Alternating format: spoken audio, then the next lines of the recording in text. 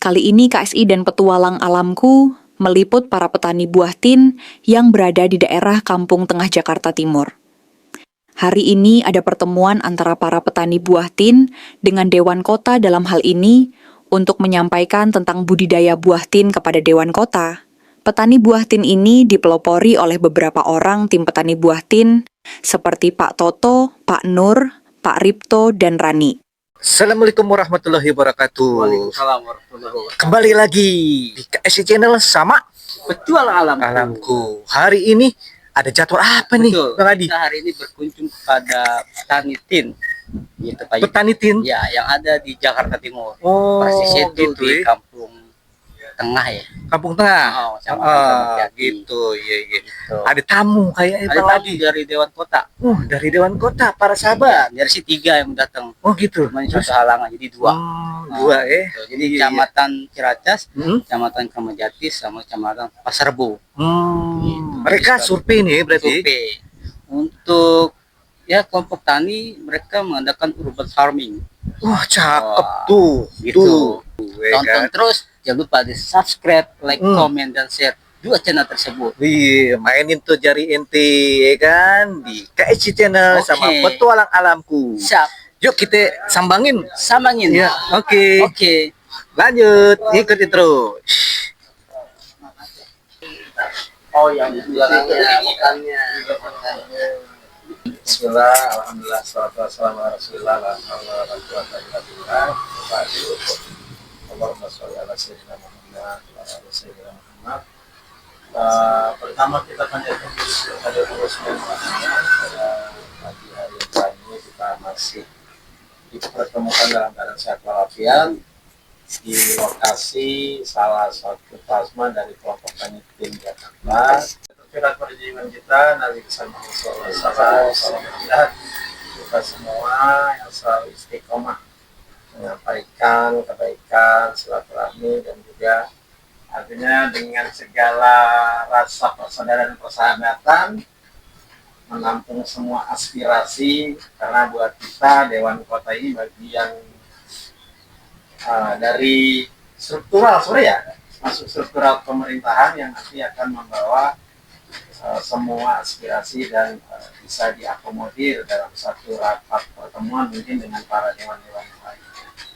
Bentuk apapun buat mereka nggak masalah sebenarnya, paritas apapun gitu, tapi ada sesuatu yang mungkin unik di tim ini yang mungkin bisa kita akalkan. Bukan urban farming, Pak.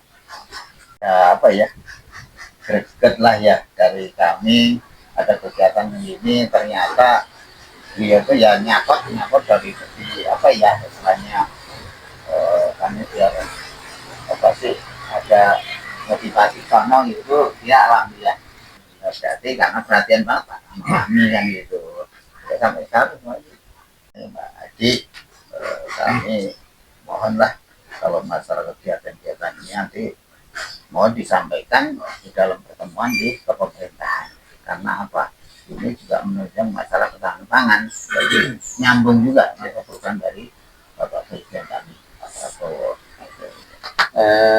Mengutip tadi di apa yang telah disampaikan, mungkin kita sudah cukup membaca ya, apa yang tadi Pak Toto, Pak Masuk, Pak Nur, Pak Masuk sampaikan. Jadi ada kevakuman ya, karena sementara ini kan kita aja udah 6 bulan prosesnya ya, belum lagi kan ke belakangnya kan, jadi artinya ada mungkin informasi yang terputus lah, itu terputus. Ini khususnya kan selama ini kan yang bermain itu di Kecamatan Keramat Jati ya, Kecamatan Keramat Jati, dan ini akan menjadi pelajaran juga buat saya khususnya nanti di Ciracas. Jadi yang bisa ditarik garis bawah itu mungkin dari saya sedikit itu bisa disampaikan juga. Jadi syukur-syukur masih ada panormannya juga di situ kan ya, nggak tahu juga deh. Masih ada ya. Ya alhamdulillah sih seperti itu. Memang kemarin naikin itu sih ya, tapi sementara masih tetap. iya. Tapi alhamdulillah, jadi artinya kan saya begitu nanti Bang Sahrul ketemu beliau di sana, ya tinggal mengklikkan kembali kan, istilah tinggal meneruskan kan, tinggal mengkonekkan aja, alhamdulillah. Ya. Cuman mungkin nanti yang saya khususnya sama Bang Adi mungkin akan berbuat hal yang sama di sana, kira-kira siapa koneksinya kan seperti itu. Kemudian proposal sebenarnya mereka juga sudah ada juga proposal, baru dia diserahkan ke Bang Heri. Ya, mungkin nanti bisa lihat juga di mana proposal yang itu, begitu saya lihat di belakang ternyata yang meresmikan gunting kita itu yang sekarang camatnya Cilacap, Pak Yusuf. Jadi nanti kalau saya akan dorong ya Pak, saya akan dorong kalau misalnya memang ada kuota untuk sosperda, apalagi tadi reses, itu kalau misalnya satu kelompok dulu nih, kelompok tani gitu, semuanya kelompok tani aja gitu. Jadi ya kuotanya jangan dikasih ke yang lain, kelompok tani aja berapa orang. Jadi bisa keluar tuh aspirasinya. Ya mungkin dari saya seperti itu, Bang Sarul tambahkan. Bapak Nur Mas'ud, Pak Rito, Pak Adi, Pak Toto. Beliau ngurus di sini jadi P4S-nya. Saya termasuk sama beliau membuka lahan itu sebenarnya. Oh iya, itu beliau ya. Ya, punya minat luar biasa menyulap itu ya, Pak. Dan pakai duit sendiri. Ya, itu canggih banget Pak. Jadi kita ya termotivasi semangatnya oleh beliau ini sampai sekarang bisa dilihat berapa kali sudah panen gitu ya. Ini kan jadi salah satu bukti semangat yang bisa kita tiru. Ya, berkaitan dengan kantinnya kayak mungkin saya akan lebih banyak mendengar Bapak artinya dari kronologis kegiatan yang sudah terjalani dari sebelum COVID sampai hari ini, lalu mungkin harapan Bapak sekalian dekor yang sebelumnya ini ada benang merah nggak yang bisa saya lanjutkan gitu Pak, sehingga tidak ada perbedaan antara dekor sebelumnya sama saya gitu, sehingga apa, sehingga maksudnya khawatir ada harapan yang belum terakomodir dari dekor sebelumnya bisa kita simpan dan bisa kita coba perjuangkan lagi gitu. Ya harapan aspirasi dari bapak-bapak semuanya dan juga teman-teman di masyarakat gitu. Memang sampai saat ini kelompok tani itu kurang masuk radar nih yang saya rasakan karena saya mendampingi beliau ini sudah hampir 4 tahun. Kurang masuk radar nih dalam kegiatan sesi segmen reses nih gitu. Biasanya kan cuma struktur wilayah kita hari ini. Waktu itu kita sempat membuat edukasi training Mbak di sana, di Air Petra. Oh ya. Kita kerjasama sama Air Petra. Itu selama 7 bulan full kita bikin edukasi training berbayar Pak. Berbayar lagi Pak. Kenapa? Di Jakarta semua orang mencari ilmu bagaimana menanam, bagaimana bertanam, bagaimana mengolah limbah jadi pupuk yang bagus, tapi nggak ada tempatnya Pak. Pada saat kita ngasih wadah, responnya bagus. Akhirnya Pak Rito, Pak Nur, kita semua awal COVID ya Pak, kita malah bikin edukasi ya. Di internal sini di Pak Rito ya begitu ya. Sponsornya Pundi Hijau katanya. Ya, Pundi Hijau. Jadi saya berupaya hanya bagaimana mencari sponsor Pak. Jadi edukasi training itu suka atau tidak, itu sebenarnya basicnya mereka untuk menanam gitu Pak. Kalau semua apa-apa beli, ya udah kita bukannya untung tekor gitu loh Pak. Tapi kalau udah bisa sendiri, malah justru nanti dari segi lingkungan hidupnya itu nggak ada yang namanya sampah rumah tangga, nggak ada Pak. Nggak cukup Pak, karena potnya banyak. Jadi sampah tetangga diambilin sini gitu. Iya benar. Saya ngambil sampah bawang itu sampai ke sana-sana tuh kontrakan tuh. Gitu. Jadi yuk kita bikin bareng-bareng, kita edukasi bareng-bareng. Caranya bagaimana ya dengan edukasi training, tapi tentu dengan adanya fasilitas. Saya belum pernah tukar pendapat gini Pak. Mungkin Pak Budi takut ketukar pendapatnya Pak.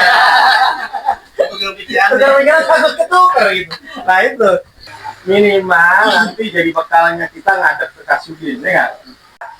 Pak Nur, monggo Pak. Jadi poinnya di sini selain tadi kami ambil semuanya, saya nggak saya nyambut-nyambutan, tapi saya terima kasih. Yang jelas semua yang disampaikan itu nyata semua, keinginan nyata semua. Yang belum wujudnya,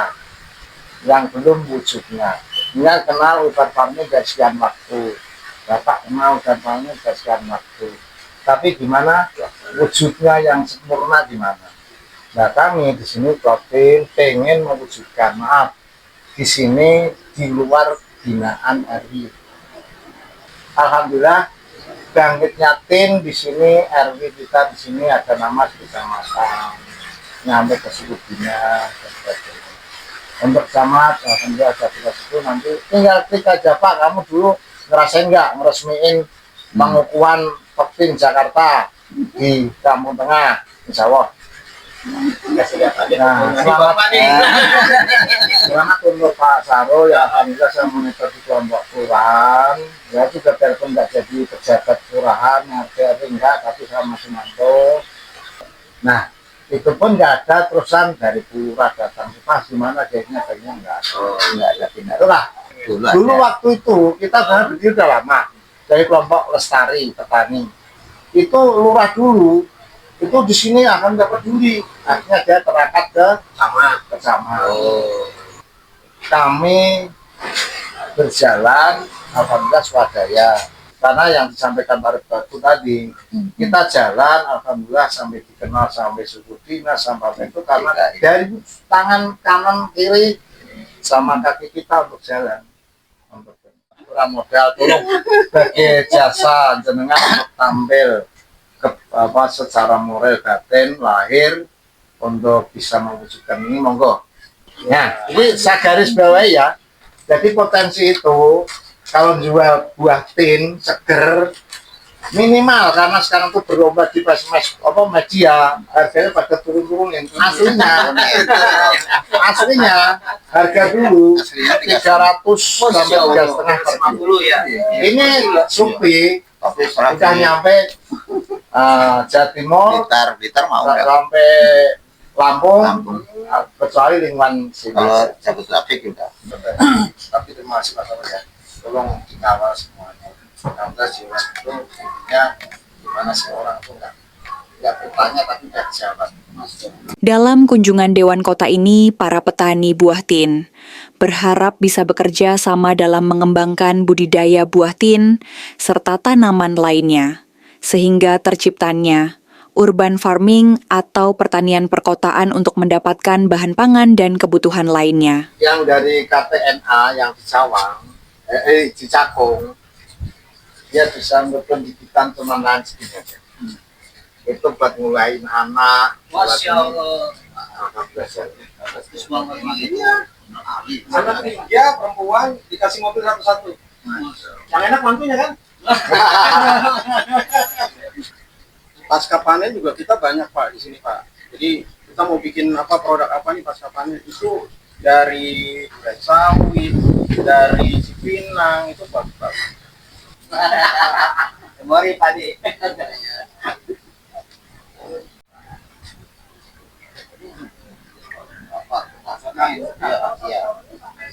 Gitu. Paling 2 minggu.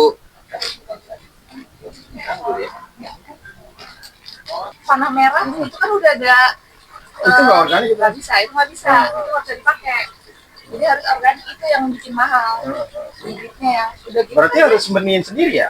Iya udah gitu benihnya dipakainya banyak, pakainya mahal. Ya ini belum isi ya. Iya. Ini tinggal pindah tanam. Oh, berarti ini di sini dulu pembibitannya. Lalu nanti pindah sini. Contohnya seperti Pak Ripto melakukan urban farming menggunakan lahan di atas rumahnya. Ada beberapa tanaman dengan menggunakan pot dan jenis-jenis tanaman. Kami ini dengan bahasa umum mungkin baru sebagian ya, tapi khasiatnya ini yang dulu dikenal kunyit putih, di atasnya kunyit putih. Itu beda apa? Beda. Benar-benar hitam. Rintangnya itu Jadi begitu dibuka udah kuning ya? iya. Hitam. Stadium 3. 4 itu dengan konsumsi semak 2 kali 3 kali kalau nggak salah kesalahan mau stadium benar ya, stadium. Nanti sudah kemo. Sudah kemudian pada sini dong ya. Sudah kemo 3 kali terus konsumsi ini. Alhamdulillah sehat orangnya sih. Ini yang disebut urban farming ya. Nggak punya lahan tapi masih bisa menghasilkan. Langsung buat tim. Semuanya kulitnya di mana kulitnya ya? Nah, kulitnya juga nggak apa-apa. Tahu kan tahu. Nah, aku Nah itu sekarang lumayan harganya nih. Australia itu satu buah itu $2. Dulu Pak sedang gini masak di sini langsung makan ngaji bondit. Peningkatan ketahanan pangan di level rumah tangga di masyarakat perkotaan dapat diupayakan dengan pelaksanaan pertanian urban yang melibatkan banyak rumah tangga pelaku. Memanfaatkan lahan pekarangan rumah tangga untuk bercocok tanam berbagai jenis tanaman, atau dengan memadukannya dengan beternak dan memelihara ikan, dapat menjamin ketersediaan bahan pangan yang beraneka ragam secara terus-menerus, serta dapat memenuhi kebutuhan gizi keluarga yang berkualitas. Kesempatan menambah penghasilan juga dimungkinkan dari menjual hasil panen tanaman, bahkan dapat menutupi biaya kebutuhan rumah tangga lainnya. Adanya kebijakan serta aksi yang mengarah pada dukungan peningkatan ketahanan pangan di rumah tangga perkotaan akan lebih mendorong pertumbuhan aktivitas pertanian urban di masyarakat perkotaan.